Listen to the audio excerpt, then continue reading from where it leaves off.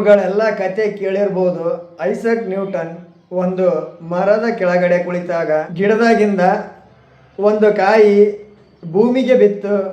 Isaac Newton ಕುಳಿತ ಪಕ್ಕದಲ್ಲಿ. ಆಗ ಐಸಕ್ ನ್ಯೂಟನ್ ಸ್ವಲ್ಪ ಯೋಚನೆ ಮಾಡಿದ, ಈ ಕಾಯಿ ಕೆಳಗೆ ಯಾಕೆ ಬಿತ್ತು, ಮೇಲಕ್ಕೆ ಯಾಕೆ ಹೋಗ್ಲಿಲ್ಲ ಎಂದು. ನೀವೊಂದ್ಸಲ ಯೋಚನೆ ಮಾಡಿ, ಸಾವಿರಾರು ವರ್ಷಗಳಿಂದ ಸಾವಿರಾರು ಮರಗಳಿಂದ ಕಾಯಿಗಳು ಕೆಳಗೆನೆ ಬೀಳ್ತವೆ. ಒಬ್ರು ಸಹ ಯಾರು ಈ ಪ್ರಶ್ನೆಯೇ ಮಾಡಿಲ್ಲ. ಯಾಕೆ ಅಂದರೆ ಮರದಿಂದ ಕಾಯಿ ಬೀಳುವುದು ಸಹಜ ಮತ್ತು ಸಾಮಾನ್ಯ ಎನಿಸಿದ್ದರಿಂದ ಅದರ ಬಗ್ಗೆ ಅಷ್ಟೊಂದು ತಲೆ ಕೆಡಿಸಿಕೊಂಡು ಯೋಚನೆ ಮಾಡಕ್ ಜನ ಹೋಗ್ಲಿಲ್ಲ.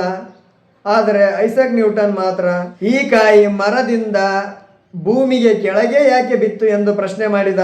ಸಾವಿರಾರು ವರ್ಷಗಳಿಂದ ಬುದ್ಧಿವಂತರು ಇರಲಿಲ್ಲವೇನು ಅಂತಲ್ಲ, ಅಲ್ಲೂ ಸಹ ಸಾಕಷ್ಟು ಬುದ್ಧಿವಂತರಿದ್ದರು, ದೊಡ್ಡ ದೊಡ್ಡ ವಿದ್ವಾಂಸರಿದ್ದರು, ಘನ ಪಂಡಿತರು ಮತ್ತು ಚಿಂತಕರಿದ್ದರು. ಆದರೂ ಗೊತ್ತಾಗಲಿಲ್ಲ. ನ್ಯೂಟನ್ ಒಬ್ಬ ಸಾಮಾನ್ಯ ಯುವಕ.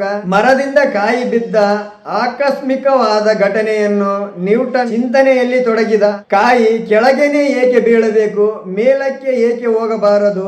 ಐಸಕ್ ನ್ಯೂಟನ್ ಉತ್ತರಿಸುವ ಪ್ರಯತ್ನ ಮಾಡಿದ. ಅವನ ಜೀವನದುದ್ದಕ್ಕೂ ಆತನಿಗೆ ವಿಶ್ವದ ಒಂದು ರಹಸ್ಯ ಗೊತ್ತಾಯಿತು. ದ್ರವ್ಯ ರಾಶಿಯ ಸುತ್ತಮುತ್ತಲೆಲ್ಲ ಒಂದು ಆಕರ್ಷಣೆಯ ವಲಯ ಹರಡಿರುತ್ತದೆ ಎಂದು.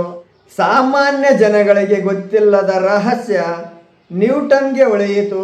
ಚಿಂತನೆ ಮಾಡಿದ್ದರಿಂದ ನ್ಯೂಟನ್ಗೆ ಹೊಳೆಯಿತು. ನಮಗಳಿಗ್ಯಾರಿಗೂ ಕಾಣದ್ದು ಅವನಿಗೆ ಗೋಚರಿಸಿತು. ಆತನ ಶೋಧ ಮತ್ತು ಹೇಳಿಕೆ ನಮಗಳಿಗೆಲ್ಲ ತೃಪ್ತಿ ನೀಡಿತು. ಆ ನಂತರ ಆ ವಿಷಯದಲ್ಲಿ ನಮಗಳಿಗೆಲ್ಲ ತಿಳಿದಿದೆ ಎಂದು ಎನ್ನುವ ಹಾಗೆಯೇ ನಾವು ಸಹ ವರ್ತಿಸುತ್ತೇವೆ. ನ್ಯೂಟನ್ ಹೇಳಿದ ಗುರುತ್ವಾಕರ್ಷಣ ಶಕ್ತಿಯ ಬಗೆಗೆ ನಾವು ಬೇಕಾದಷ್ಟು ಪ್ರಶ್ನೆ ಕೇಳಬಹುದು. ಯಾರು ಕೇಳಿಲ್ಲ ಅಷ್ಟೇ. ನಮಗಳಿಗೆಲ್ಲವೂ ಸ್ಪಷ್ಟವಾಗಿರುವಂತೆ ಭಾಸವಾಗುತ್ತದೆ. ಪ್ರಶ್ನೆ ಕೇಳುತ್ತಾ ಹೋದರೆ ಎಲ್ಲವೂ ಅಸ್ಪಷ್ಟ ಎನಿಸುತ್ತದೆ. ಯಾಕಂದ್ರೆ ಜಗತ್ತು ಹೇಗಿದೆ ಎಂಬುದು ಸಂಪೂರ್ಣವಾಗಿ ಯಾರಿಂದಲೂ ಹೇಳಲಾಗದು. ಹೇಳಬೇಕೆಂದರೆ ಇದೊಂದು ಮಾಯೆ.